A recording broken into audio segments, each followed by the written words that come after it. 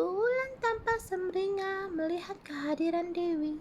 Rencananya untuk menjodohkan putranya dengan sang asisten yang akan segera terwujud.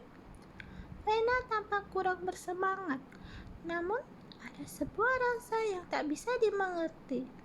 Perasaan takut jika suaminya benar-benar menjadi milik wanita lain. Selepas Isya mereka berangkat. Bulan mengatur posisi. Dr. Freddy dan Dewi duduk di kursi belakang sopir, sementara dia dan Rena duduk tepat di belakangnya. Walaupun terhalang sandaran kursi, tapi Rena bisa melihat gerak-gerik Dewi yang begitu perhatian pada suaminya. Rena merasa hatinya bergejolak saat dengan manjanya Dewi menawarkan sepotong kue pada Dr. Freddy. Tanpa sungkan, lelaki itu membuka mulutnya. Adegan romantis itu jelas terlihat dari belakang. Bulan menyikut lengan Rena pelan. Sebuah senyuman tersungging di bibirnya. Rena menoleh pada Bulan yang mengeripkan sebelah mata padanya. Rena senyum dengan terpaksa, kemudian membuang muka.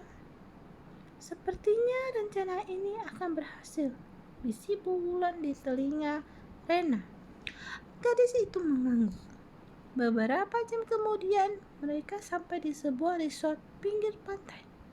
Sebuah tempat yang asri bagi yang ingin menghabiskan waktu liburan. Sesampainya di sana, setiap orang memasuki kamar yang sudah dipesan sebelumnya. Kamar Dewi, Dr. Freddy, Rena, kemudian kamar Bulan. Bulan sengaja mengaturnya seperti itu. Saat pagi tiba, mereka hendak menikmati keindahan pantai. Terlihat Dr. Freddy mengenakan celana selutut dengan kaos polo putih, makin memperlihatkan ketampanannya. Dewi mengenakan celana pendek dilapisi kain pantai dengan atasan tank top merah. Tubuhnya yang santai terlihat jelas menggoda. Sementara Rena mengenakan kaos longgar dan celana jeans selutut.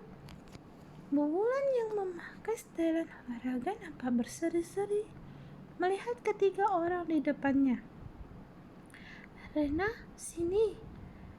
Biarkan Freddy sama Dewi pergi berdua. Jangan ganggu mereka. Ayo kita cari sarapan di sebelah sana, ajak Bulan. Rena terlihat enggan, tapi Bulan menarik tangan Rena. Setelah setengah diseret, akhirnya Rena hanya pasrah mengikuti ibu mertuanya. Sambil melamun, Rena menikmati sepiring nasi uduk di depannya. Dia tidak menyangka jika rencananya selama ini harus kalah dengan hatinya. Rencana membenci, tapi malah jadi cemburu dengan kehadiran Dewi. Rena di sini rupanya sebuah suara mengagetkannya. Rena mendongak kaget, wajah tampan itu muncul di depannya. Pak Arya, kok ada di sini? Tanya Rena heran. Aku yang panggil dia ke sini, Bulan yang menjawab. Rena terlihat bingung menatap bergantian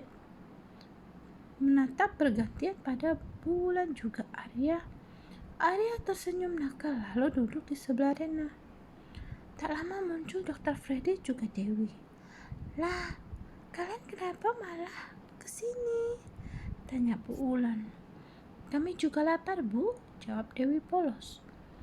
Dr. Freddy tidak menjawab. Dia langsung duduk di depan Rena. Mereka hanya terpisah sebuah meja. Sesekali mereka saling mencuri pandang dan secepatnya membuang muka saat pandangan mereka bertemu. 3 piring nasi uduk dengan ayam dan tempe mendoan yang masih panas datang menyusul. Ada yang memotong secuil tempe mendoan lalu menyukanya pada Rena.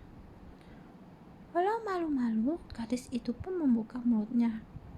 Tak mau kalah, Dewi pun melakukan hal yang sama. Dia menyendok nasi uduk lalu disodorkan ke mulut Dr. Freddy. "Hah?" ucapnya polos. Dr. Freddy melirik sekilas pada Rena. Gadis itu tampak kikuk. "Freddy, lihat itu.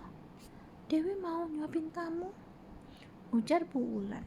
Sambil mengulum senyum, Dr. Freddy ragu-ragu membuka mulutnya. "Kalian so sweet, bikin ibu pengen kembali jadi muda," ujar Bu Wulan sambil melirik kedua pasangan di sampingnya gemas. "Ayo kita main air di pantai," ajak Arya yang telah menghabiskan sarapannya.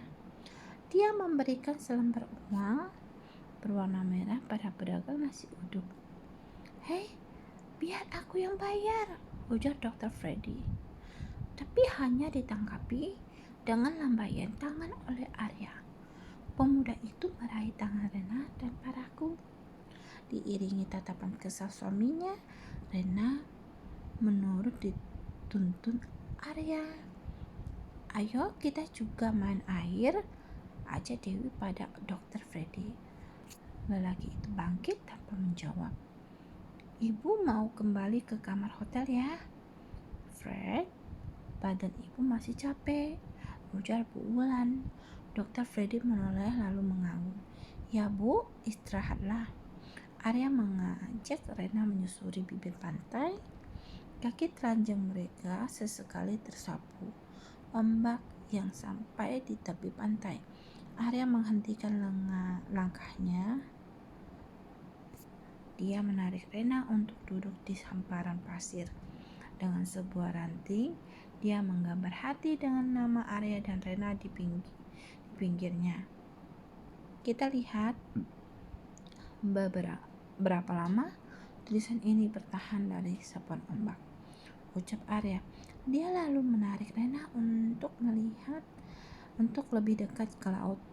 Kemudian dia melepaskan genggaman tangannya. Dia menangkupkan kedua tangannya.